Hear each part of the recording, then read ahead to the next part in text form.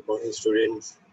આજે આપણે આ C++ ના સેશનની અંદર એક કન્સ્ટ્રક્ટર ઓવરલોડિંગ કન્સેપ્ટનો પ્રોગ્રામ જોવાનો છે. Constructor overloading. હવે આપણે લાસ્ટ લેક્ચરમાં વાત કરી એ પ્રમાણે સ્લાઇડ પરથી બતાવો તમને.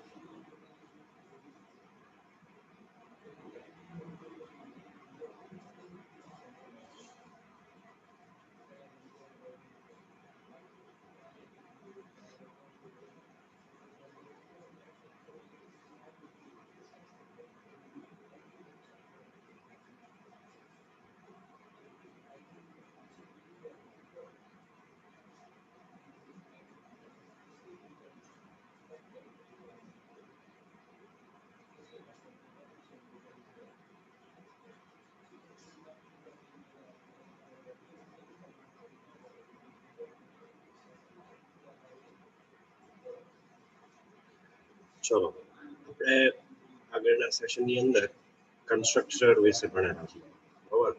તો કન્સ્ટ્રક્ટર ફંક્શન એ શું હતું, તો હું થોડુંક એનું તમને બેઝિક ઇન્ટ્રોડક્શન અહીંયા આપી દઈશ કે જેથી કરીને પાછો કન્સેપ્ટ એકવાર રિવાઇઝ થઈ જાય અને ત્યાર પછી આપણે આપણા કન્સ્ટ્રક્ટર ઓવરલોડિંગના પ્રોગ્રામ ઉપર આગળ વધશું, બરાબર? 3 માર્કમાં પૂછાય જ છે આ કન્સેપ્ટ, તો પ્લીઝ એકદમ ક્લિયર કરી લેજો. 3 માર્કમાં, બરાબર? બસ શું છે શું નહીં એની વાત કરીએ તો એની પહેલા થોડી વાત કરી દઉં કન્સ્ટ્રક્ટરની. What is it? કન્સ્ટ્રક્ટર શું હતું? તો કે constructor is a special member function. આ સ્લાઇડમાં નથી, આપણા જૂના સેશનની વાત કરું છું. આપણે જે અગાઉ ભણી ગયા છીએ આગળના લેક્ચરમાં એની વાત કરું છું. તો કન્સ્ટ્રક્ટર શું છે? તો constructor is A special member function, એવું ભણ્યા હતા. ચલો, સ્પેશિયલ શું કામ કહેવાતું હતું યાદ છે કોઈને? આપણે ડિસ્કશન કરેલું છે કે it is called special because its name is same as class name. Constructor ફંક્શનનું નામ અને એના ક્લાસનું નામ બંને કમ્પલસરી કેવા હોવા જોઈએ? સેમ હોવા જોઈએ. અને એટલા માટે એને કેવું કહેવાય છે? સ્પેશિયલ મેમ્બર ફંક્શન, બરાબર? ચલો, પછી કન્સ્ટ્રક્ટર ફંક્શનનો ઉપયોગ શું હતો? ઉપયોગ કોણ કહેશે? ચલો, ઉપયોગ ખબર છે? તો કે constructor function is used to initialize the class members. ક્લાસના મેમ્બરને ઇનિશિયલાઇઝ કરવા માટે કન્સ્ટ્રક્ટર ફંક્શન વપરાય છે, બરાબર? ત્યાર પછી કન્સ્ટ્રક્ટર ફંક્શન કમ્પલસરી ક્યાં બની શકે? It has to be defined, it should be defined in the public section. Compulsory આપણે પબ્લિક સેક્શનની અંદર જ કન્સ્ટ્રક્ટર ક્રિએટ કરવો પડશે, બરાબર? ત્યાર પછી આવે એનું કોલિંગ. ચલો, કોલિંગ કેવી રીતે હતું કન્સ્ટ્રક્ટર ફંક્શનનું? તો કે constructor function is called when the first object of its class is created. જ્યારે કન્સ્ટ્રક્ટર ફંક્શન જે ક્લાસમાં ડિફાઇન કરેલું ઈ ક્લાસનો ઓબ્જેક્ટ બને ત્યારે એનો રિસ્પેક્ટિવ કન્સ્ટ્રક્ટર કોલ થાય છે, બરાબર છે? આટલી વસ્તુ જોઈ હતી. અને ત્યાર પછી એની બે ઇમ્પોર્ટન્ટ વસ્તુ શું હતી કે જે નહીં થઈ શકે? તો કે કન્સ્ટ્રક્ટર ઇનહેરિટ નહીં થઈ શકે અને constructors can not be virtual. હવે વર્ચ્યુઅલ એટલે શું, ઇનહેરિટ એટલે શું, એ બધું આપણે પછી ભણવાનું આવશે. અત્યારે ખાલી આટલું યાદ રાખો. રેડી? તો આ કન્સ્ટ્રક્ટર ફંક્શન વિશે આપણે આખું લાસ્ટ સેક્શન છે એ લીધેલું છે. તો આજના આ સેક્શનની અંદર કન્સ્ટ્રક્ટર ઓવરલોડિંગ ભણવાનું છે. તો આ ભણાવતા પહેલા મેં તમને ફંક્શન ઓવરલોડિંગનો પ્રોગ્રામ પણ સમજાવ્યો હતો, બરોબર છે? ફંક્શન ઓવરલોડિંગ તો શું હતું? ફંક્શન ઓવરલોડિંગ કોણ કહેશે? ફંક્શન ઓવરલોડિંગ તો કે એક ક્લાસની અંદર અલગ અલગ ટાઈપના સેમ નામના ફંક્શન્સ, તો it is called function overloading. તો આની અંદર શું હશે constructor ઓવરલોડિંગમાં? a class having more than one constructors. એક ક્લાસમાં એક કરતા જ્યાં કન્સ્ટ્રક્ટર્સ હોય તો આપણે એને કન્સ્ટ્રક્ટર ઓવરલોડિંગ કહેશું. અહીં હું સેમ નામ એટલા માટે નથી બોલતો, ઓલામાં ફંક્શન ઓવરલોડિંગમાં આપણે એવું કહેતા કે સેમ નામના ફંક્શન્સ હોવા જોઈએ. હવે કન્સ્ટ્રક્ટરમાં તો એ ક્વેશ્ચન અરાઇઝ જ નહીં થાય. કેમ? તો કે જે ક્લાસનું નામ છે એ જ નામ આપવાનું છે કમ્પલસરી. તો કન્સ્ટ્રક્ટર ફંક્શનનું નામ અલગ તો હોય જ નહીં શકે. જે ક્લાસનું નામ છે એ જ નામનું આપણે ફંક્શન બનાવવાનું છે. એટલે કમ્પલસરી નામ તો અલગ કરવાનો પ્રશ્ન જ નહીં આવે. એટલા માટે a class having multiple constructors is called constructor overloading. આટલું સમજવાનું છે, એની ડેફિનેશન છે. ત્યાર પછી સૌથી પહેલો પોઈન્ટ ઉપરથી હું જોઉં છું કે in constructor overloading a class having more than one constructor functions, એક કરતા વધારે કન્સ્ટ્રક્ટર ફંક્શન્સ હોય તો એને આપણે કન્સ્ટ્રક્ટર ઓવરલોડિંગ નો કન્સેપ્ટ કહેશું. બરોબર છે. અહીંયા હું લાઈવ એક્ઝામ્પલ લઉં છું, લાઈવ પ્રોગ્રામ સમજાવું છું હમણાં, પણ કેવું ખબર છે, એકદમ સિમ્પલ લઈશ કે જેથી તમને આખો આઈડિયા ક્લિયર થાય શેના માટે છે. બરોબર. પછી each and every constructor performs different tasks. દરેક ઇન્ડિવિજ્યુઅલ કન્સ્ટ્રક્ટર છે એ અલગ અલગ ટાસ્ક પરફોર્મ કરશે, એટલે બધા અલગ અલગ કામ કરશે એમ. As we have seen, constructor functions can be of many different types. Constructor functions ઘણા અલગ અલગ પ્રકારના હોય છે. આમ 3 છે ટોટલ, પણ અત્યારે મેં તમને 2 કીધા છે, તો એ 2 યાદ રાખી લો, ડિફોલ્ટ કન્સ્ટ્રક્ટર અને પેરામીટરાઇઝ્ડ કન્સ્ટ્રક્ટર. તો ચલો મને કોઈ કહેશે કે ડિફોલ્ટ કન્સ્ટ્રક્ટર કોને કહેશું? A constructor having no argument is called default constructor. And what is parameterized constructor? A constructor having one or more arguments is called parameterized constructors. બરાબર? તો ટોટલ 2 અલગ અલગ ટાઈપના કન્સ્ટ્રક્ટર્સ છે. તો હવે આપણે નેક્સ્ટ સ્લાઇડમાં આપણે પ્રોગ્રામની વાત કરવાની છે. શું કહે છે આ live program of constructor overloading? એમાં શું છે? Let us see the program of constructor overloading. Constructor overloading no programme જોઈએ. In this program we have multiple constructor functions. આ પ્રોગ્રામની અંદર એક કરતા વધારે constructor functions આપેલા છે. તો સ્ટાર્ટ કરીએ આનો પ્રોગ્રામ.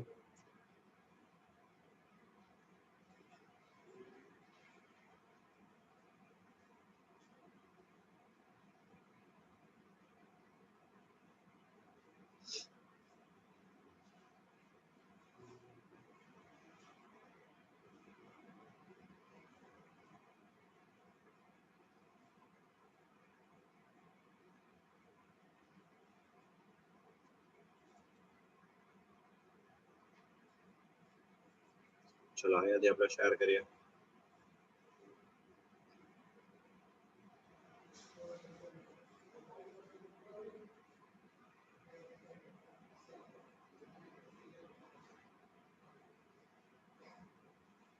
એક minute.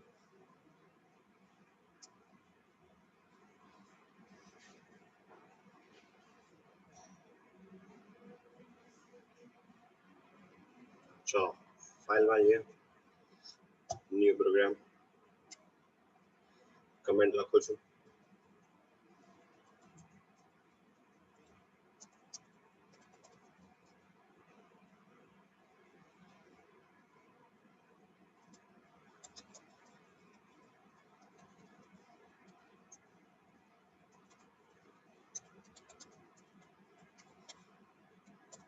Write a program to demonstrate a constructor overloading concept.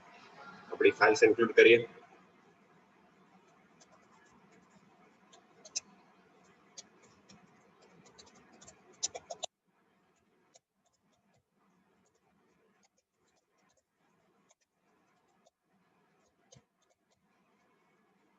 ચલો class con overload constructor overloading માટેનો એક ક્લાસ બનાવો. કમ્પલસરી C++ નો ક્લાસ છે એન્ડ કેવી રીતે થાય છે? By using semicolons. તો સેમિકોલોન અહીંયા ભૂલવાનું નહીં, ક્લાસ પૂરો થાય ત્યાં, તો ભૂલ પડશે. So now we are creating some variables like a, b and c. Now we have to write public over here, કારણ કે પબ્લિક ની અંદર જ આપણે કન્સ્ટ્રક્ટર્સ બનાવી શકશું. ચલો આ કન્સ્ટ્રક્ટર નું નામ શું હશે? આ બધી ખબર પડી જાય ધીમે ધીમે. કન્સ્ટ્રક્ટર ફંક્શન નું નામ શું હશે?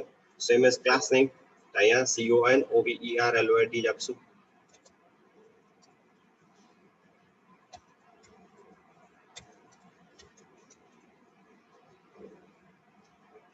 ચલો ક્લાસ ની અંદર ને અંદર ડિફાઇન કરી નાખશું આપણે બધું, બરોબર? એવો પ્રોગ્રામ બનાવી છે આપણે. A constructor having no argument is called default constructor. તો આપણે એને default constructor કહેશું. અહીંયા હું મેસેજ પ્રિન્ટ કરાવું છું, cout backslash n, this is default constructor.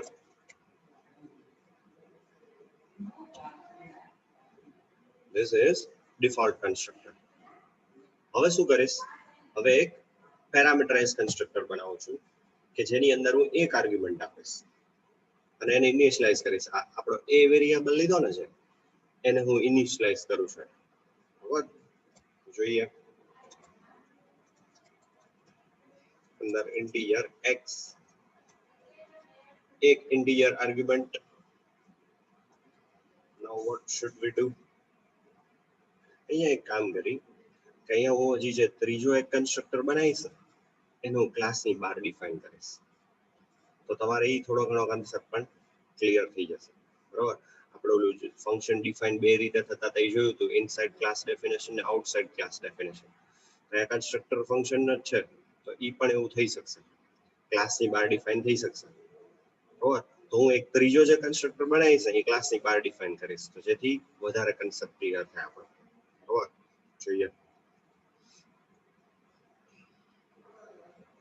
હું શું કરીશ? a is equal to x. આપણો a છે એને ઇનિશિયલાઇઝ કરવાનો છે. કન્સ્ટ્રક્ટર નું કામ શું છે? Basically to initialise class members. ક્લાસના મેમ્બર્સ ઇનિશિયલાઇઝ કરવાનું કામ છે.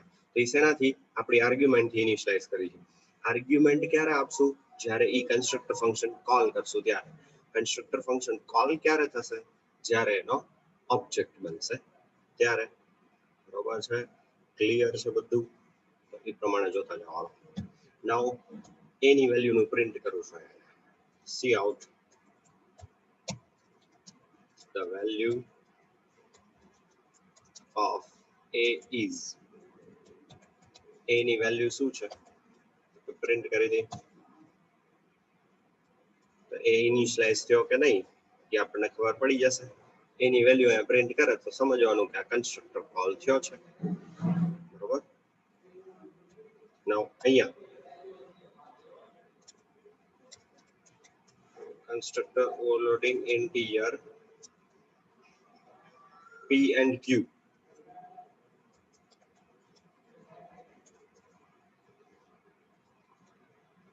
હું ખાલી ડિક્લેર જ કરું છું. જો બરોબર, ડિક્લેર જ કરું છું.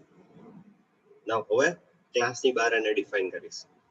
ચલો ક્લાસની બહાર કોઈ પણ ફંક્શન ડિફાઇન કરવા માટેની સિન્ટેક્સ યાદ રાખજો. સૌથી પહેલા આવે return type.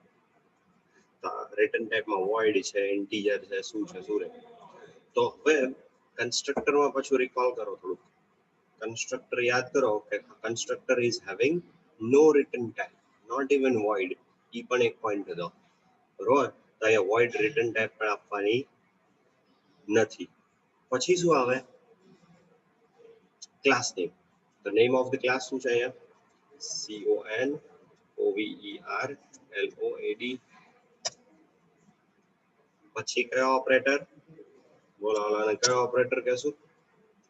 Scope resolution operator. બરોબર છે? આપણે વાત કરી દીધી પહેલા કે સ્કોપ રિઝોલ્યુશન ઓપરેટર આપવાનો આવશે. બરોબર છે? પછી નેમ ઓફ ધ ફંક્શન. હવે અહીંયા જો બે મેચિંગ થઈ ગયા કે આ પહેલું જે આપેલું છે, કર્સર મારું જે બ્લિંક થાય છે એ પહેલું, એ શું છે? આ ક્લાસનું નામ છે. પછી નિયમ શું કહે છે, સ્કોપ રેઝોલ્યુશન ઓપરેટર કરવાનો અને પછી ફંક્શનનું નામ લખવાનું. હવે આપણું ફંક્શનનું નામ એ સેમ એઝ ક્લાસ સેમ, કારણ કે આપણે કન્સ્ટ્રક્ટર બનાવ્યો છે. શું કરશો અહીંયા, integer p integer q sorry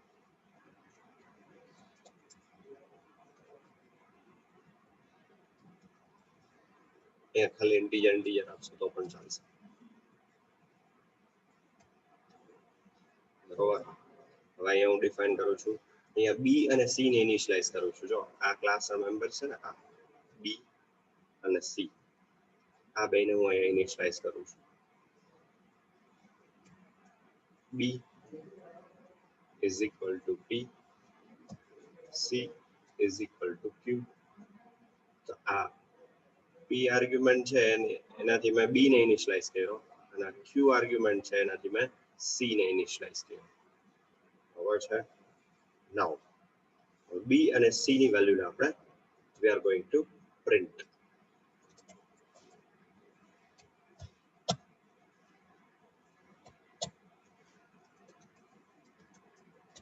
The value of b is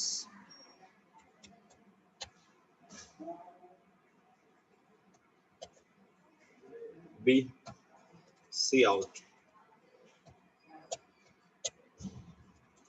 The value of c is c. બરાબર છે. એક લાઈન વધારે છોડી દે તો ક્લિયરલી વંચાય આપણને.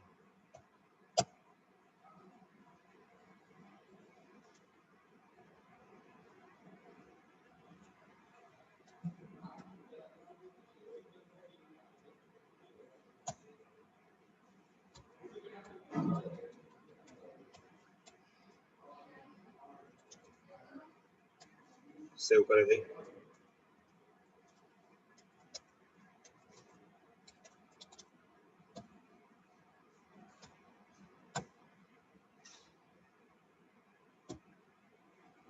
બરોબર, કન્સ્ટ્રક્ટર ઓવરલોડિંગ સેવ થઈ ગયું.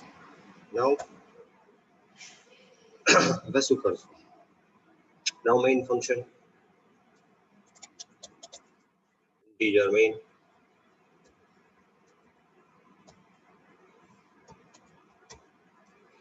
મેઇન ફંક્શન ની અંદર હવે કન્સ્ટ્રક્ટર ફંક્શન કોલ કેવી રીતે થાય છે? By using the object of its class, or ક્લાસના ઓબ્જેક્ટ થી. તો ક્લાસ કયો છે?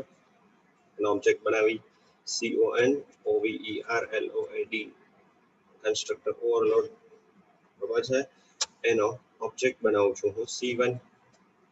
નાઉ સ્ક્રીન ક્લિયર કરી દઈ. By using this CLRSCR function, now we are creating the object of, okay ચલો પહેલા અહીંયા ઓબ્જેક્ટ બની જ ગયો ને ઓલરેડી. સો અહીંયા જો આપણે આર્ગ્યુમેન્ટ પાસ કરી છે, આપણે આર્ગ્યુમેન્ટ પાસ કરી નથી તો it will call this default constructor automatically. અત્યારે પ્રોગ્રામ રન કરું ને એટલે આ સીધું કોલ થઈ જાય ને આવું લખીને આવી જાય કે this is default constructor. બરાબર છે, ડિફોલ્ટ કન્સ્ટ્રક્ટર એવું લખીને આવી જાય. નાઉ હવે આ તો ક્લાસનો ઓબ્જેક્ટ બને એટલે એ કન્સ્ટ્રક્ટર કોલ કરે. બરાબર, અહીંયા ઓબ્જેક્ટ બન્યો પણ આર્ગ્યુમેન્ટ નથી આપી એટલે એ કયો કોલ કરશે? નો આર્ગ્યુમેન્ટ વાળો. બરાબર, હવે આપણે આર્ગ્યુમેન્ટ પાસ કરી છે. જોજો હવે હું એક ઓબ્જેક્ટ બનાવું છું,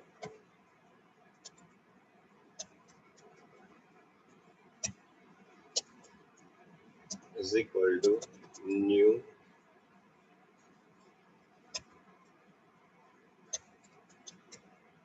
આર્ગ્યુમેન્ટ પાસ કરું છું 10. આવી રીતે આપણે ઓબ્જેક્ટ બનાવી શકીએ. પણ C1 નામનો ઓબ્જેક્ટ ઓલરેડી બનેલો છે તો અહીંયા હું આપીશ C2. બરાબર, ત્યાં તમે કોઈ પણ અલગ નામ આપી શકો છો. પહેલા ઓબ્જેક્ટનું સિમિલર નેમ ન હોવું જોઈએ, એ ધ્યાન રાખવું પડે. હવે અંદર કેટલી આર્ગ્યુમેન્ટ પાસ કરી? એક. So it will call this one argument. આ જે પેલો આર્ગ્યુમેન્ટ વાળો કન્સ્ટ્રક્ટર છે એને કોલ કરશે. એટલે 10 will be stored in this x and a will be initialized with this x. So ultimately a will be initialized with 10. So પડી અહીંયા શું પ્રિન્ટ કરશે? The value of a is 10. બરાબર, the value of a is 10 print કરશે. ત્યાર પછી હવે શું કરશો આપણે?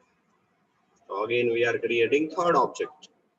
Object call થાય એવું તરત એનો કન્સ્ટ્રક્ટર કોલ થશે.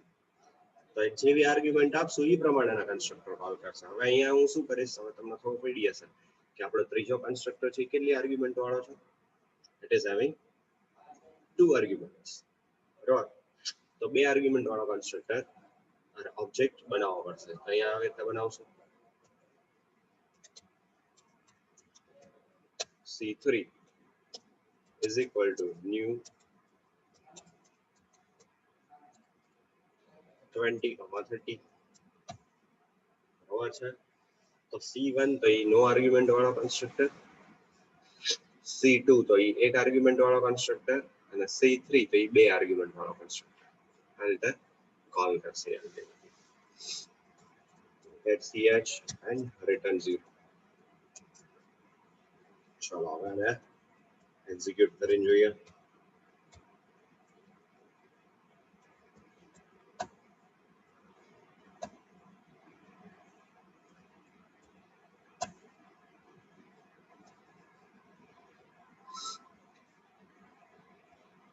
So error survey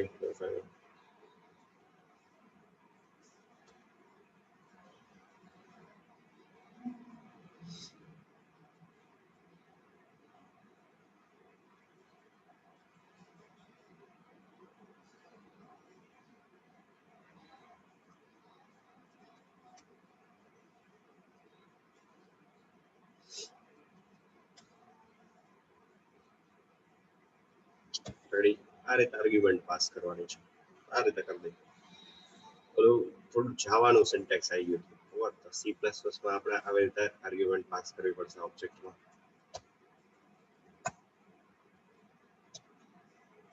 successful. Now are you? The value of A is 10, the value of B is 20, the value of C is 30. ચલો આપણો ડિફોલ્ટ કન્સ્ટ્રક્ટર કોલ થયો કે નહીં આપણે જોવું પડશે ને. પહેલી લાઈનનો આઉટપુટ કેમ ન આવ્યું?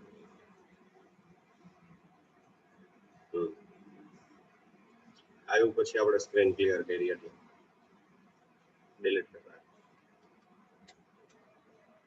અહીંયા સ્ક્રીન ક્લિયર હવે જો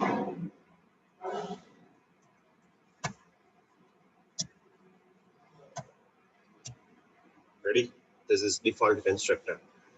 તો આ પહેલી લાઈન આપણે શેમાં લખી હતી? ડિફોલ્ટ કન્સ્ટ્રક્ટરમાં, એટલે કન્સ્ટ્રક્ટર હેવિંગ નો આર્ગ્યુમેન્ટ એમાં.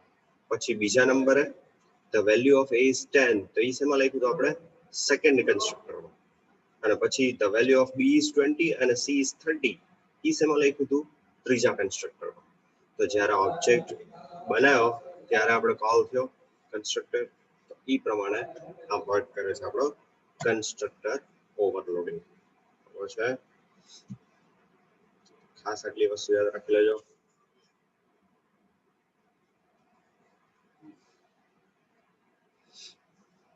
આપણો કન્સ્ટ્રક્ટર ઓવરલોડિંગ નો પ્રોગ્રામ છે. ઈઝી વાંધો નહીં. વિડીયોઝ માંથી તમારે લખવું હોય તો તમે નોટ્સ લખતા જશો.